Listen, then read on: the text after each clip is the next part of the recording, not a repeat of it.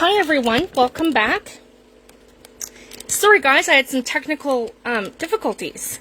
I went live in my group instead of Joy's. Sorry Joy, everything defaults to my group I guess when I'm doing this. I thought I was in yours, but oops. Alright, I'm here now, perfect. So, hi everyone, I am Fifi McLeod and I'm Fifi the Paper Crafter across social media. I'll give everyone a second to come in. I thought I was in yours. Oh, there we go. Right, turn my volume down on this one. There we go. Hi Cassie, thanks for joining. I'll give everyone a second to come in and I'll get right into it. Hi Teresa. Hi Terry. Sorry guys. Hi Joy. Yeah, I think my when I go live, it defaults me to my group, so that's what happened. And I think, I don't know, I think maybe I clicked on my icon instead of the Facebook icon, because I have an icon just for my group. So I think that's what happened. So I clicked the wrong icon, so I thought that I was in your group, but I was in mine. Sorry, love. I'm here now. Okay, so I want to talk about a couple things. We'll get right into it. Thanks for joining, everyone. So these are the jelly plates that I like to use, and I use the Gel Press jelly plates. I love how they work, and I love how they work with your product. So everything pretty much sticks to them, guys. Everything from gesso to your paints to your sprays, and I'm going to show you some different techniques tonight of working with all of your products together and how you can achieve some different things. So I have the 3 different types of plates. This one here is their big one, and it is 8 by 10. So this is great if I want to create something that I might use for to cover the inside of a book. One of the things that I do like to do, and I'll show you guys quick, is something like this, where I take some like packaging, and then you can do different things on the jelly plate where you're achieving your mixed media kind of result. So I love stuff like this, and then I will line the inside of my cover of my journal with something like this. So that's one great way, and this size is perfect for doing those bigger projects. But for tonight's demo purposes, so if you're like me and you're somebody who does a lot of Facebook Lives, for my Facebook Lives, I prefer to work on the smaller plate. So this one here is, I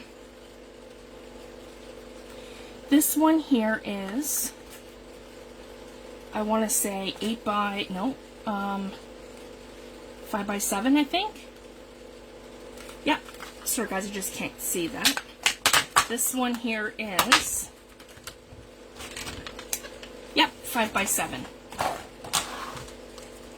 Now, some people like to clean off their jelly plates, but I like to leave mine as is. So don't feel like every time you use it, you have to clean it and make sure it's beautiful and it's perfect. Because mine isn't, and I do not. So there, I want to get that like right in here so you guys can see exactly what I'm doing. So the beauty of leaving, and I have it backwards actually, guys. There we go, because I want that on top. So the beauty of not cleaning off completely your jelly plate is that eventually it's going to build up, and it's going to build up, and it's going to build up. And then when I'm taking pieces of something or doing a print, I'm going to get pieces of all this stuff that's left behind from a previous print. And sometimes that effect is more amazing than the actual print that you're going for. So it just opens your possibilities up. So my recommendation, don't clean your jelly plates. Just leave them as is, and as long as you're storing them in your acetate and back in the packaging, they stay good for forever. So I just wanted to share that. And this is my other set of favorite plates to use, and these are the shapes. So basically this one, they come in different ones, but this one here is the circle, the triangle, and the square. So I'm going to show you guys tonight some different techniques of how we can use these all together. So it doesn't matter which one, and it's great because they all have their own little compartment and their own little piece of acetate that they stick to. So I'm going to pull this one. and have this one kind of handy right here. And actually, I probably want to use it like that, where I have it stuck down, yeah, to one side. Here we go. So we're going to get started, right like that. And I like a couple of brayers. I like a good size one that's about, you know, I could do this in 2 swipes with my brayer. And then I have a smaller one, which would be more like if I want to create some layers. So I just wanted to share that. And I'm using tonight my Liquitex Basics Acrylics paints, but you can use whatever you have. And I cannot recommend this one enough, guys. They're small, they're 22 milliliter bottles, but this was a great way, and it's very affordable.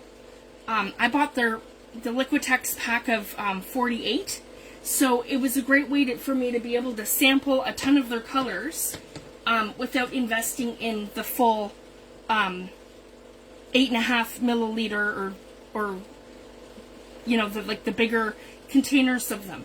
So basically what I figured I would do is sample them all and then pick up bigger containers of the ones that I like the bigger tubes of the ones that I like and use the most. So I just wanted to share that. So that's kind of my method behind my madness. And one of my favorite things to actually print on is deli papers. So I have this one here. This is Marcal Eco Pack deli paper. And they're like a thin, they're not overly waxy. They're more, and very translucent. It almost reminds me of like tracing paper or vellum paper. So this is what I like to print on. And they're a good size. They're not like overly big. And then when you pull them out, they're just a sheet size. I think that's probably, I don't want to say 12 by 12, but let me see. I'll know in a second what they are. They are 10.5 by 10. I ordered this on Amazon, Joy, and they were, I want to say, probably close to $20, but you get 500 sheets. So this is gonna, yeah, they're 10 inches by 10 inches and 10 3/4. Sorry, guys. But these are going to last me forever. I've sent some in Happy Mail. I've used them quite a bit, and I've only, you know, just barely dug into my stack. So even maybe if you even wanted somebody to go half-half on them with you, and you keep 250 papers and you send somebody else 250 papers that you split with, that's another good idea. But they're pretty affordable, and they go a super long way. And that's probably going to last me years, that container, like that package of them. Okay, so a few things that I have in front of me are my Liquitex Basics paints. I have some Seth Apter, and I'm just going to quickly show you some product. So, yeah, I showed you the Liquitex Basics Acrylics, and I have some Seth Apter sprays. So I have his Ice Ink Dye Spray by Aladdin by Seth Apter. And this color is turquoise. And then I have it in lavender. And I have it in coffee. And I love the coffee. The coffee is his brown. And then I have it in antique pearl. So that's kind of like a silver. And I have it, these are like a mica spray. And then I have it in gold mine. So if you guys can see, these are like a mica spray. So same thing. I'm going to have to shake these to make sure this is off the bottom. They are no clog. They're fast drying, and these ones you don't really have to shake them. They're pretty much good to go. They're like a distress, they're comparable to a distress spray stain, but the one thing I do want to show you guys is the difference between the size of bottle for a Seth Apter spray and the size of bottle for a Tim Holtz spray. These are 80 milliliters or 2.7 full ounces, and Tim's are 1.9 full ounces or 57 milliliters. So they're quite a bit bigger. And Seth's comes full. So I just wanted to share that. So if you're looking for a comparable product, I can't recommend those enough. And I love his colors. They're amazing. And they play very much like a distress spray stain. So I just wanted to share that. So obviously I love Tim Holtz Distress Oxide sprays as well, just for different reasons. They oxidize with the undertones of other colors. And then, of course, the difference being Seth Apter also makes mica sprays and mica products. And these are the new Tim Holtz ones. I have these in the new colors. So now I have all the Halloween colors, the ones from last year and the ones from this year. So this one is called Decayed. And these are only 1 full ounce. So they're 1 full ounce or 29 milliliters. So that's the difference, guys. And then I have Harvest Moon. So these are just the colors I'm going to be using tonight. I have Wicked Elixir. So that's like a nice green. And then I have Burning Ember, which is like a rusty kind of color. And I have Fortune Teller, so that's a nice purple. So this is lighter than the one than Hocus Pocus from last year. And then I have Iron Gate. So that's, but again, see, when you're picking up the different silvers and the different colors, they're not the same. So you're going to have different effects as you go through different products and different brands. So I just wanted to share that. So you guys can see these are 2 totally different silvers. So that's why I like to experiment with different products. So I'm just going to move everything a little closer to my jelly plate. And I can move some things so you guys can see what I'm doing. And I can kind of back these up. Okay, so the first thing we're going to do is we're going to layer paint. So I always put my paint first. So I want something that's going to be kind of like, oh, and then I have the metallics. Sorry guys, I'll show these. So I want to keep these ones separate so I know which ones I'm doing like an accent in and which ones I want for a base. There we go. So I've got copper, silver, gold, ore, and bronze. So these are my metallic Liquitex Basics paints. And then I want to start with something like, here we go, we've got some burnt sienna. So I'm just going to come right in, and you don't need much. So I'm going to pounce a little bit on my plate. And I don't really have any rhyme or reason. And I want to come in with some raw umber, because I like to go for like a rusty kind of background where it's vintage sort of looking. So I've got light, dark in the center, a little more orange on top, and then of course I like to add some patina. So I have this one here, which is called Bright Aqua Green. So let's add a little of that maybe right in here. Some Bright Aqua Green like this. And then I have some turquoise, which we can add right here. Some turquoise, just like that. So you don't have to go too many colors. And then what I like to do, guys, I like to come in with my brayer, and then I just kind of, if you guys can see this, I'm just looking to kind of blend my colors in a little. So I'm just going to kind of start pushing them to the middle. And you want to probably be a little quicker than I was about that, or we're going to have it sticking to the jelly plate. So again, we can do that. And there's all kinds of different techniques.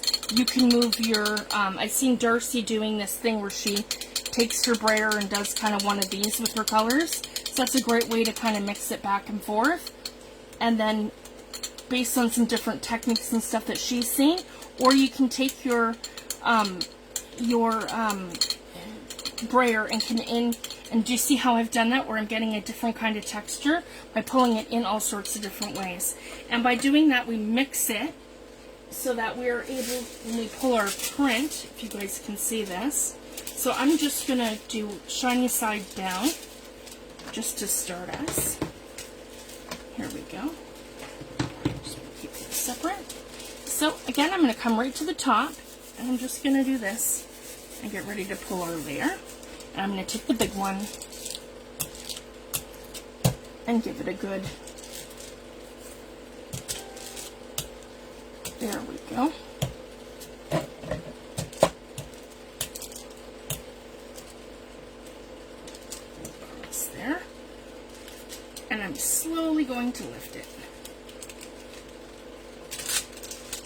Here we go. So now I have something that looks like this. So I really like that. That's nice and grungy, and as you guys can see, everywhere where I've done those kind of sideways motions, I've pulled my print. Where you can see all that texture. So it's a great way to add texture into your jelly plate prints just by moving your brayer around. And it also gives you a really neat color blend. And if you guys can see what I mentioned here, by leaving your previous paint on your plate, it's pulled some of that white gesso that I had on there. So I'm absolutely loving that. So I wasn't expecting that, but I got that because it was left over on my plate. So it's kind of like when you're doing your jelly prints, you're going to get these little happy accidents if you guys leave, like I have turquoise here in this corner, I have turquoise in that corner, I have the blue over here. So I'm going to get these happy accidents in future prints, and it might not come off on the next one, and it might not be till say 10 more layers down the road when it comes off. And then these are damp, so I just want to put them aside to dry just for now. And I usually do one side at a time, let it dry, and then I can come in and I can play with the other side that's to this. So I'm just going to leave that one like this, and I'm just going to pull another one. So now that I've shown that, I want to do something a little bit different, because not too many people are doing this. So here's one color. This is one of my favorite ways to build layers. So the next one that we're going to do, we're going to build it one layer at a time. So here I've got something that kind of looks like spots, and I've just kind of transferred it out. So let's take our jelly paper, and we're going to put it here, and we're going to pull this. Here we go, guys. We're going to pull that.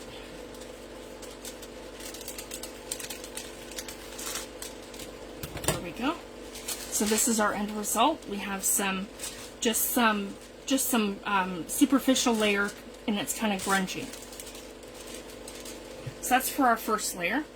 And then for our second layer, we're going to come in a little darker. So I'm going to grab the raw umber. There we go.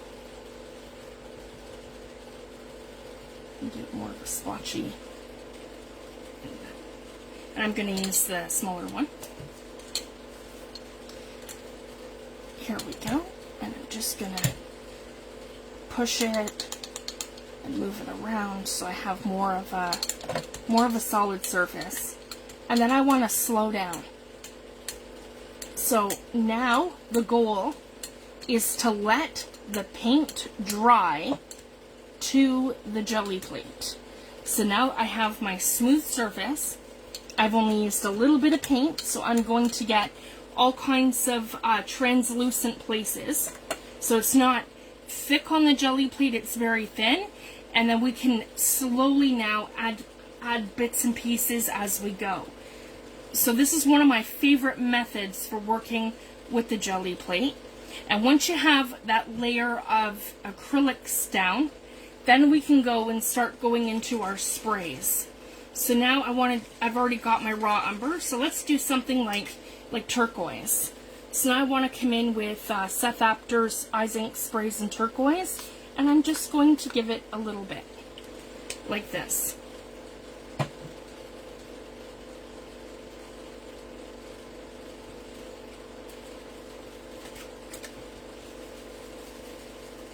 There we go.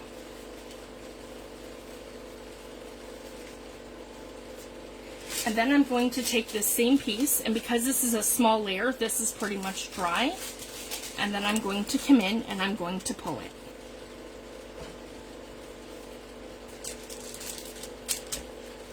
Like this.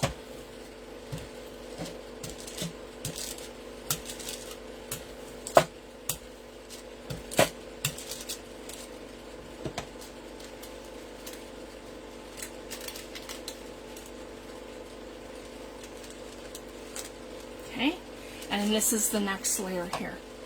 So as you guys can see, I've got the spray and I've got my acrylic paint, and I've got 2 layers of acrylic paint to make that up. The orangey kind of raw umber, burnt sienna kind of, raw sienna I think it's called. Yeah, raw sienna. The raw sienna kind of look under there, and I've also got the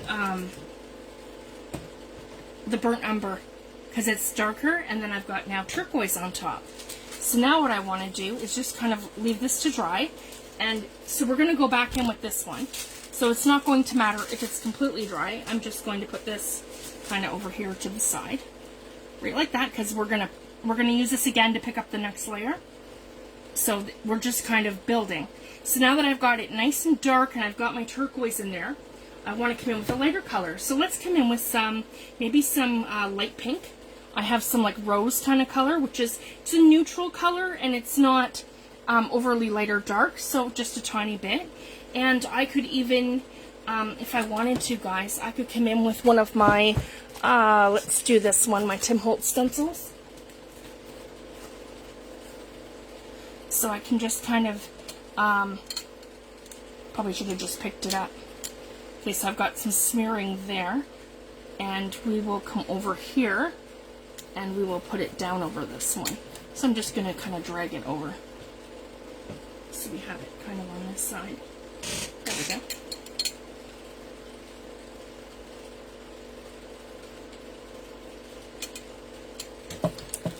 Okay, I just want to make sure that I'm getting that layer down. I don't want to put too much, but I want to put enough that it's going to go through my stencil. There we go. And I can kind of drag it across like this and get that to go through my stencil. And the pink. And as you guys can see, I still have that turquoise spray on my mat, like on my jelly plate. So I'm getting something that kind of looks like this. It's got a combination of the rose, and it's also got some turquoise on there. So I'm super happy with that. And then I've got some blobs, and blobs are always fun. So I'm not too worried about that.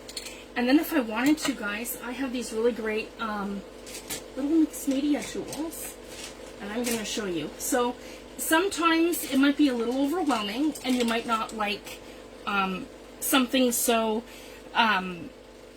what you get is going to be like a 50-50 draw in terms of spraying and doing these different techniques. So if you get something like this, these are the Dina Wakley mixed media tools. So this one here is they're silicone brushes. This one here is like almost like a paintbrush tip sort of thing, with the round brushes. And then this one here's a little tool. That's more of like a flat tool on both sides. So if you want, you could take something like this, and again, if you're not overly comfortable doing something like this, then you could put your paint on here, and you could do something a little bit more controlled. And I'm gonna show you what I mean by that. So you can take your mixed media tool, and then you can take it and you can like manipulate and move your paints around different ways on your jelly plate. You could create like little marks like this, and you're still going to get them like faintly on here, or you can create like little flowers. There's all kinds of things that you can do. We love our mixed media, sort of grungy stuff. You could put X's on there, you could draw circles. There's all kinds of things that you can do.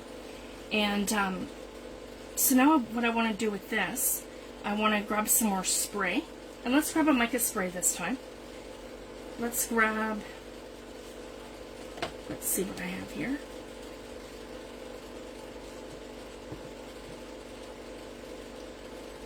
Oh, I think Fortune Teller might pop. Let's try that one. Or, you know, I'll let you guys decide. We've got Fortune Teller, which is our purple.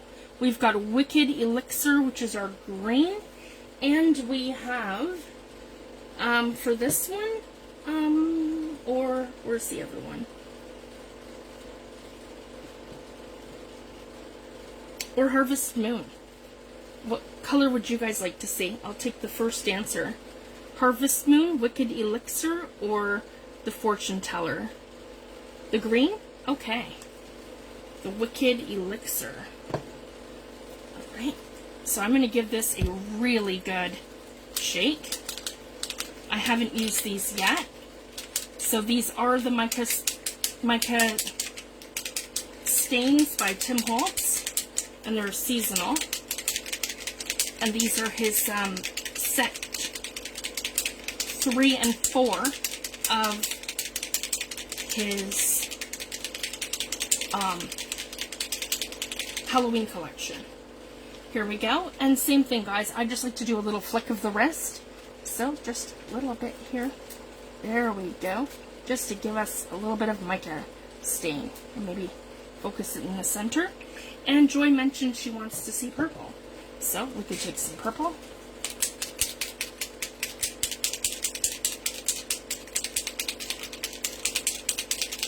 And we'll come up the side here with our purple.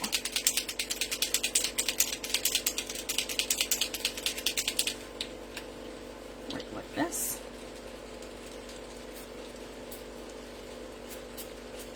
There we go. And I have some splotching there, and that's okay. So then, guys, we're going to take this, and we're going to do the same thing. And you know what? I'm just going to flip it around this way. So I'm turning it upside down from where we had it. And I'm going to do this right like this. And I've got some creases, and that's okay. And I'm going to come in here with this.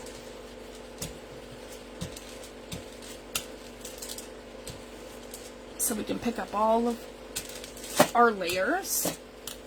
And this is what I like to do, guys. I like to do multiple layers on the jelly plate. Let things dry. I mean, for tonight, I'm doing this for demo purposes, but when I'm using the jelly plate, guys, I'll walk away from it.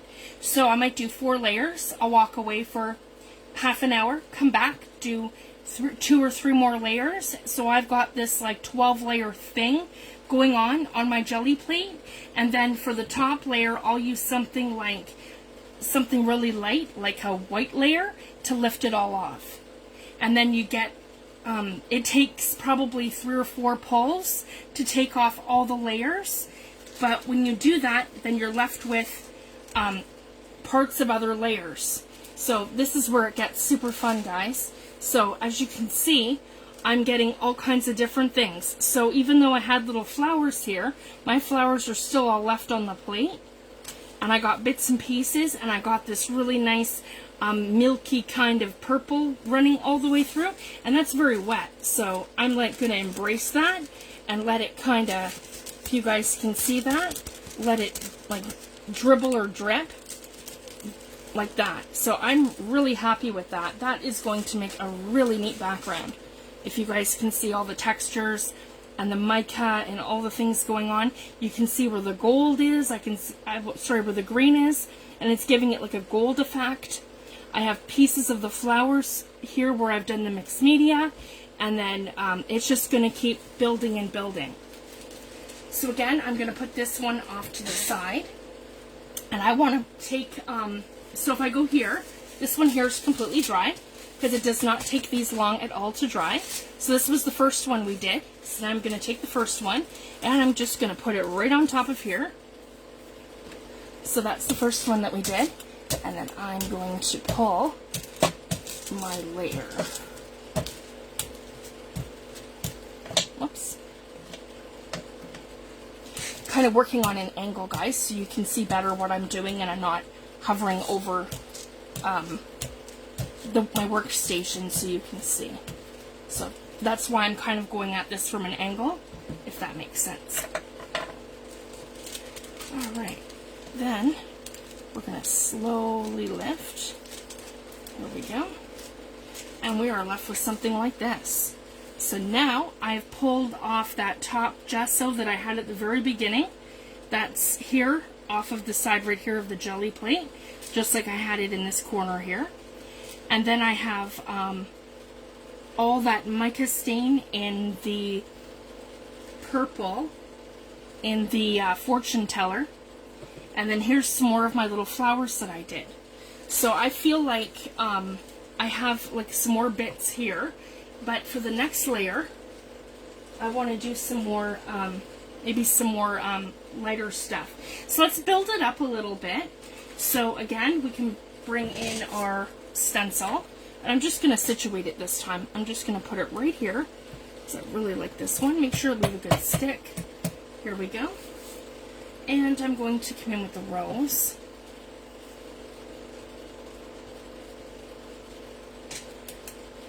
Here we go. And I'm just going to come in kind of like this. There we go.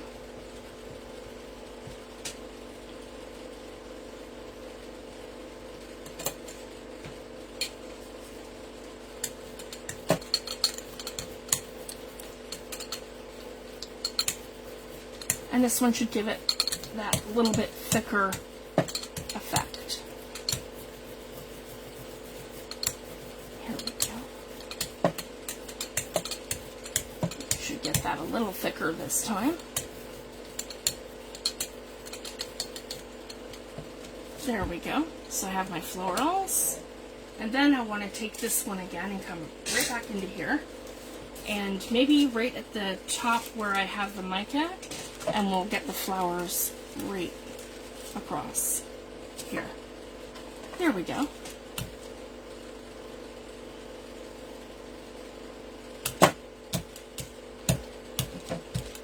Oh, I didn't hashtag the video. Sorry, guys. But I did post on there that it was Joy's live videos, like Joy's live day. With the... yeah, Day of JoyLives. Yeah, but I didn't use the hashtag. I can edit it after. There we go. So, see, I've gotten partial prints of the florals this time, and I did them a little thicker. So if you find that, if they're not transferring off, it just means that you didn't do the paint thick enough. So this time I did it a little thicker, and I got them here, and I still have pieces of them here. So I'm just going to keep building this layer. So I'm going to set that beside me, and I'm going to do the whole next layer, and so this is again for you to pull the entire thing. So I'm going to show you guys. I'm going to use the light blue it's called, and I'm just going to put like enough of it down to completely coat my jelly plate, because it's nice and light. There we go. And I'm able to get a good full even coat on that. And I want to be quick about it because I want that to lift. So I'm going to grab the other one right here, over here, right like that. There we go. And I have some rose on there. There we go.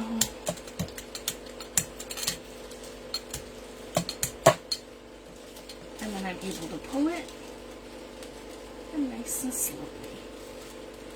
There we go. And I'm left with something like this. And I can still, if you guys can see that, I can see my flowers. They came up over here in this corner. And you gotta really, if you guys can see that, my flowers are right here in that corner. So I'm really happy with that. And there's that nice light rose. And again, I've pulled more pieces from that background that was in the corner, some of the grungy stuff from underneath. And on top of that blue,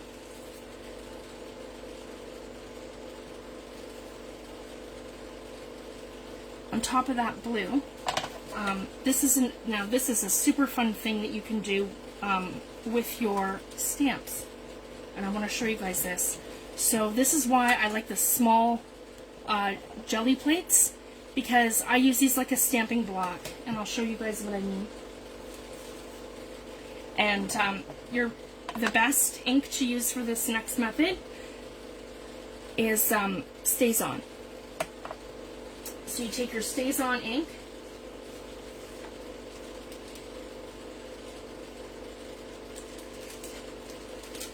and these are super grungy, so I'm going to use Tim Holtz Mini Glitch. This is one of my favorite stamps.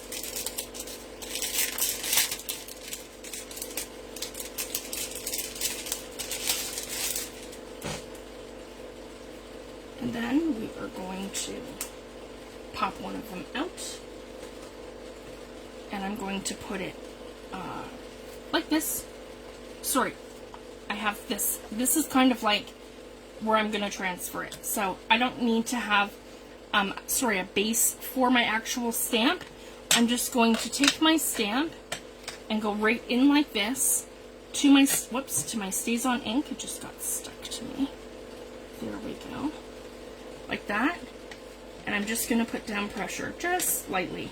Doesn't have to be like a lot of pressure, just like a little bit of pressure, because you don't want to over ink this either. You want it something that kind of looks like that, where you're getting like all the details of your stamp, but it's not over inked, if you guys can see. And then you want to place this onto your jelly plate. Sorry guys, I want you to be able to see what I'm doing. There we go. Onto your jelly plate, right like this. And you're going to make very light, even pressure. So you stamp it down.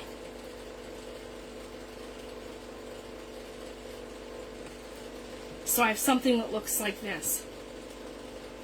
And then you can take this and you can transfer it this way to your other jelly plate. Or you can come right into your work. I'll show you guys, like this, with your jelly plate, like that, and you can stamp it. And your stamped image will perfectly transfer from one jelly plate to either the next or your image. And anywhere where it's not, you just need to put your pressure down, right like that.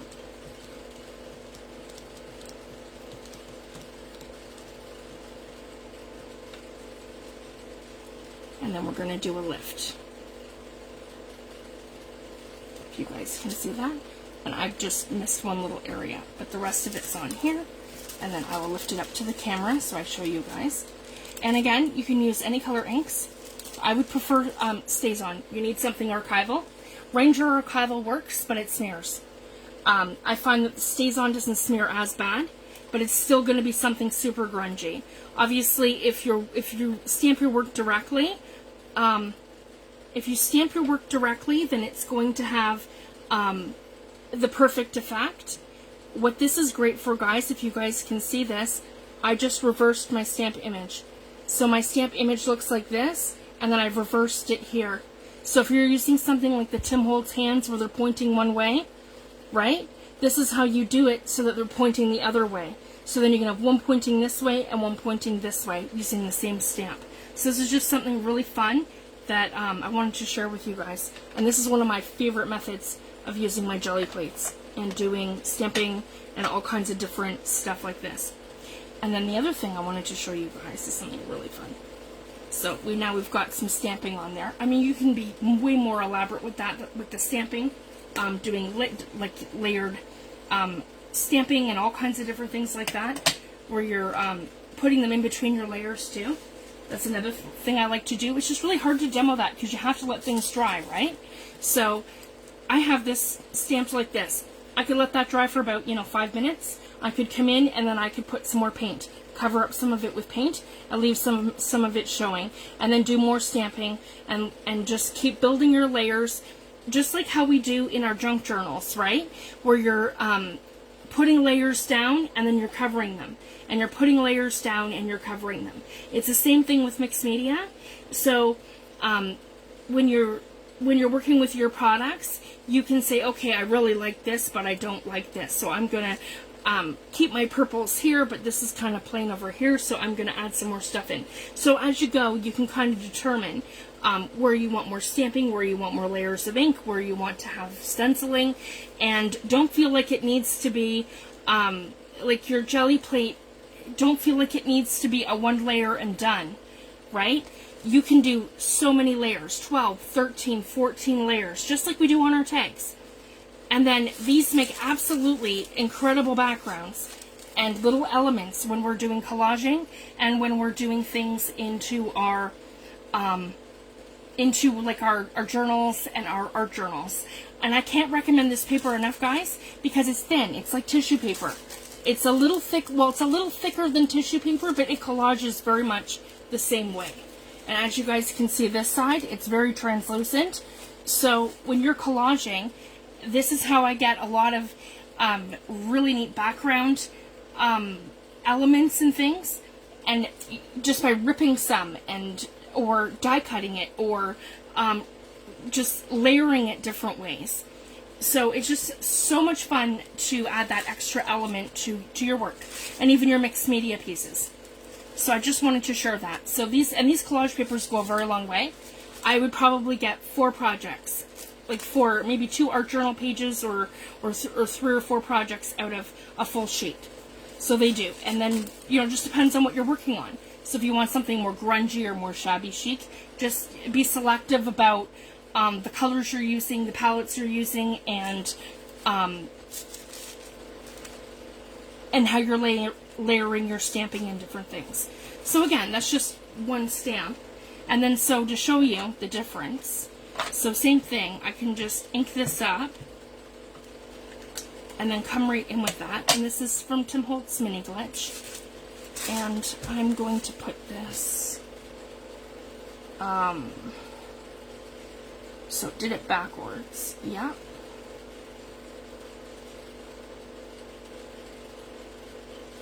I think I did it, yeah, I did it like that. So that's the reverse. So then that would be this one this way. So again, just adding that bit of pressure. So you can do both. You can stamp it right on there, or you can do the jelly plate method. And I like to use that one piece of acetate on it so you have something to hold. And same thing, and I'll show you guys. I have this one here, and it changes the direction of your stamps. So that's kind of fun, right? So we have this one here, and we'll do the same thing. Put it in our Stays On. There we go. And the great thing about Stays On is it sticks to every surface, so you don't have to worry about whether or not it's going to stick to your gel plate. And then the other thing you can do too, you can do multiple things. So don't feel like, so if you wanted to take your stamp and you wanted to create this new element by stamping like multiple times, so if you guys can see how I just did that with the 2 of them together. So let's do something up in this corner. So if I can show you guys, and then I have the gel plate as my base. So if you guys can see that, I'm kind of cheating with this and using my jelly plate underneath as a base for under here. So I find this gives you a really good stamp. And then so I want something like really grungy like that in this corner. So same thing, I just put my pressure down. It doesn't have to be like a lot of pressure. Just has to be enough where it's going to transfer off. And the great thing too about the gel plate is it's going to stick to whatever surface you're sticking it to. Just like, you know how your paper sticks to it? It's the same thing. We're just doing the reverse way because we're working with that part side up and now we're working with that part side down. So it's just the only difference. And I find these little mini jelly plates to be a lot of fun. And it's just a matter of playing with it, and then you get different results. So again, I have some behind, but it's picked up most of it. And now I've got this new thing, because I stamped it twice. So I just literally created my own little thing using the stamped image twice. So I just wanted to share that. And yeah, you can do things lighter, and you can do things darker to blend things sort of in. So it's just a lot of fun.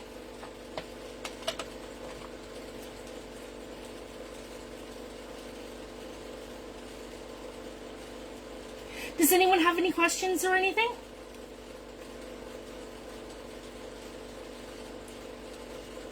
And I love collaging with these papers. It's just so much fun. And then with the mica sprays, you get all these little little bits of detail. And then I can show you too the Seth After spray. But I think I've got a clog in this one. So I'm just going to flick some on here, because this is another way that I love to use this. They are no clog, but I find sometimes that the